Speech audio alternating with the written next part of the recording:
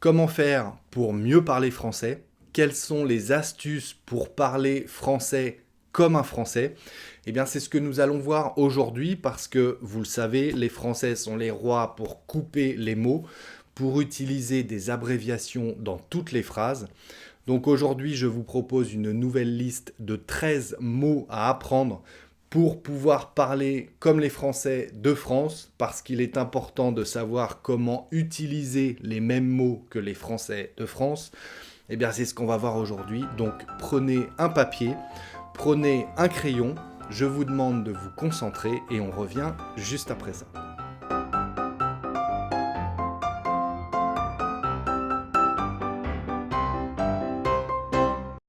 Bonjour à tous et bienvenue sur le Français by Alex. Si on ne se connaît pas encore, eh bien je m'appelle Alex. J'ai créé cette chaîne pour vous aider à avoir l'air français en parlant, pour vous apporter des astuces pour mieux parler français comme un Français. Allez voir les playlists de la chaîne. J'ai trié les leçons d'une certaine manière pour aborder le sujet de différentes façons, donc allez voir tout ça. Et puis si ça vous intéresse d'avoir l'air français en parlant, eh bien pensez à vous abonner à la chaîne et à cliquer sur la petite cloche à côté pour recevoir une notification à chaque nouvelle parution.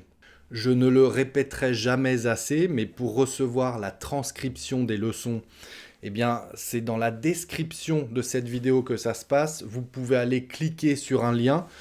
Vous allez inscrire votre prénom et votre adresse email et à chaque prochaine parution, vous recevrez un email avec un fichier PDF, un fichier texte, sur lequel j'ai inscrit les sous-titres de la leçon. Ça vous permet de lire la leçon tout en m'écoutant parler. C'est très efficace pour apprendre. Allez vous inscrire et ce service est encore gratuit pour le mois d'avril 2021. Mais à partir du mois prochain, du mois de mai 2021, le service va devenir payant. Tous ceux qui sont déjà inscrits, vous recevrez un email qui vous expliquera tout ça. Donc pas d'inquiétude, vous pouvez aller vous inscrire. Allez, on commence tout de suite notre liste de 13 nouveaux mots à apprendre. Nouveaux mots coupés, les fameuses abréviations qu'on utilise tout le temps, nous les Français. Je vais vous raconter une petite histoire. Donc prenez un papier, un crayon, comme je le disais. N'hésitez pas à écrire tout ça. Et je vais m'arrêter à chaque fois que j'utilise une abréviation dans la phrase, c'est-à-dire relativement souvent. C'est parti. J'ai passé l'après-midi à l'hosto. J'ai passé l'après-midi à l'hosto. Donc j'arrête tout de suite, il y en a deux. J'ai passé l'après-midi. L'après-midi, c'est l'après-midi.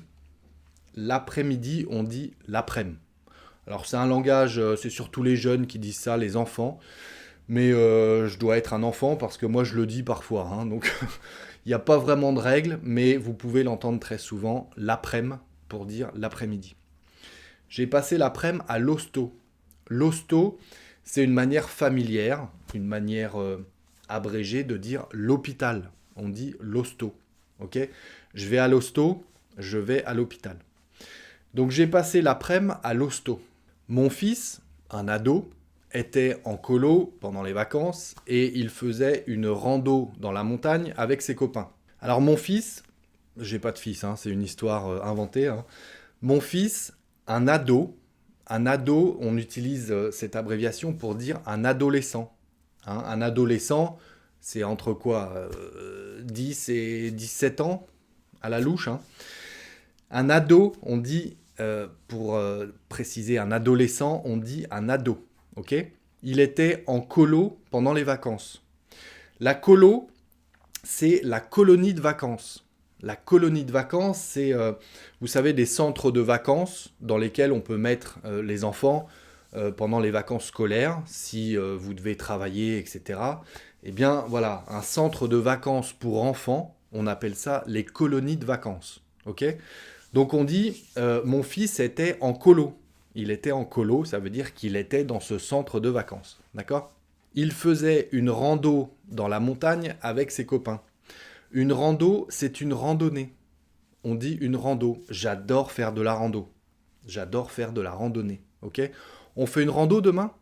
On fait une rando, ça veut dire on fait une randonnée. Donc mon fils, un ado, était en colo pendant les vacances et il faisait une rando dans la montagne avec ses copains. Il est tombé, et il s'est cassé le bras. Bon, ça arrive, il est tombé, il s'est cassé le bras. Donc j'ai passé l'après-midi à l'hosto, vous avez compris. Maintenant, il va bien, il a un plâtre, et puis moi j'ai tout réglé avec la sécu par téléphone. Ils étaient très dispo, impec, rien à dire. J'ai tout réglé avec la sécu par téléphone.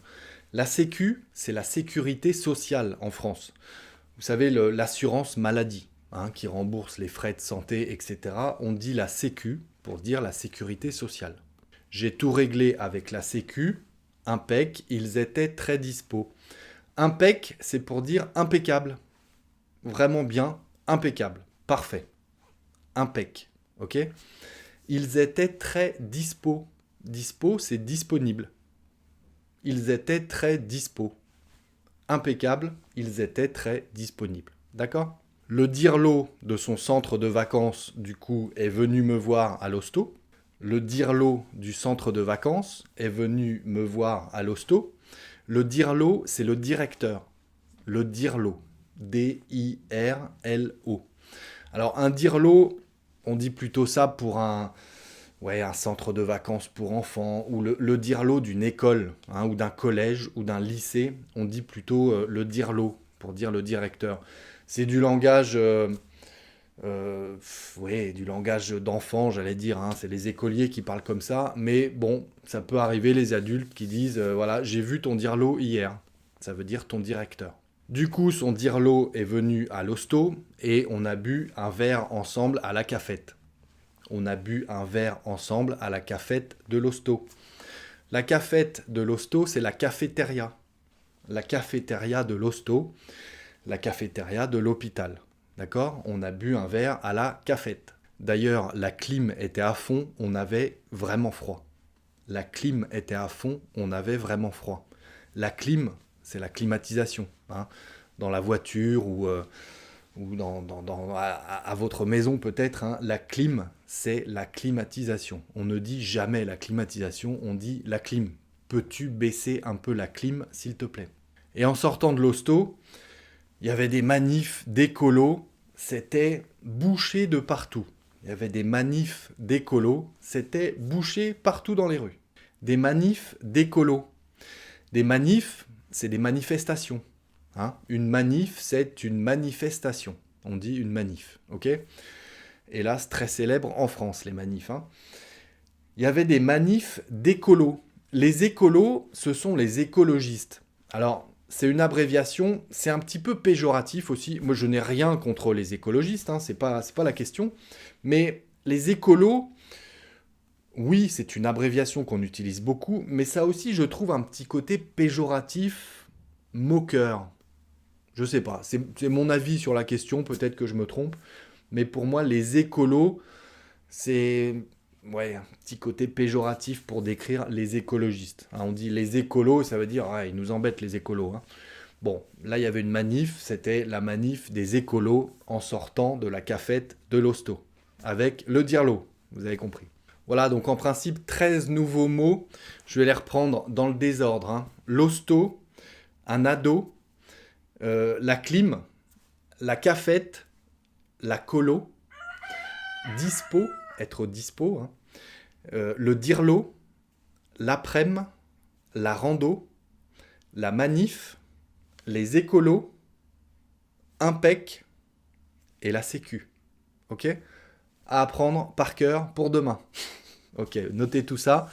Ça vous permet de parler comme un Français de France, vous avez compris. Alors, évitez quand même, là j'ai un petit peu exagéré dans mon histoire, mais évitez de prendre tous ces mots et de faire une phrase de 10 mots avec que des abréviations, ça ressemble à rien. Donc faut pas exagérer. Ces abréviations, on les utilise soit quand on parle très vite, soit un petit mot de temps en temps. Et n'oubliez pas une chose, c'est que quand vous n'êtes pas natif, quand vous n'êtes pas un francophone natif en fait, eh bien, chaque mot que vous utilisez, il est pas exagéré, mais il résonne un peu plus fort que quand c'est un Français qui l'utilise, ok ? Donc les abréviations comme ça, n'en abusez pas, hein. C'est comme le langage familier, faut pas en abuser, mais vous le placez une fois de temps en temps dans une phrase et ça vous donne vraiment l'air français. Ça vous permet aussi, en les apprenant, de comprendre quand vous les entendez, tout simplement. Ok? Allez, merci les amis d'être restés jusque-là. Je vous invite à jeter un œil à mon compte Instagram, le français by Alex, où je poste tous les jours des expressions du quotidien. Je vous invite à jeter un œil à ma page Patreon si vous souhaitez participer, contribuer au développement de ma chaîne.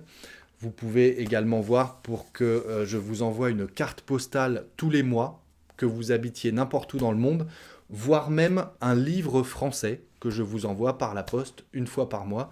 Ça peut être sympa, à vous de voir. Et puis, d'ici la prochaine leçon, eh bien, je vous dis, travaillez bien, restez concentrés les amis, prenez soin de vous et à très bientôt sur le Français by Alex.